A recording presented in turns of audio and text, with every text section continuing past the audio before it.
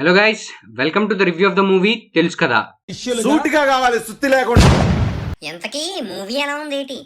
Movie first half చాలా decent గా ఉంటుంది, కానీ సెకండ్ హాఫ్ నుంచి ఏం చెప్దాం అనుకున్నారో ఏం చేద్దాం అనుకున్నారో మనకే అర్థం కాలేదు, ఆ డైరెక్టర్ కి అర్థం కాలేదు.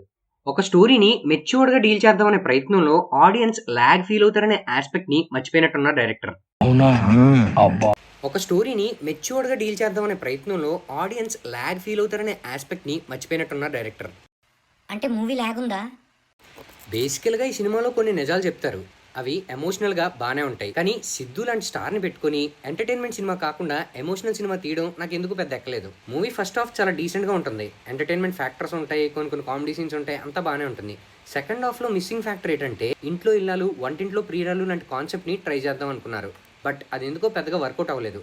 More than entertainment emotional content ఎక్కువైపోయింది. ఓవరాల్గా మూవీ ఒక వన్ టైం వాచ్ అని చెప్పొచ్చు. కాస్త ఎంటర్టైన్మెంట్ ఉంటే బాగుండేమో అన్న ఫీలింగ్ అనిపించింది. మరి మీకు ఎలా అనిపించిందో కమెంట్ బాక్స్లో కమెంట్ చేయడం మర్చిపోకండి.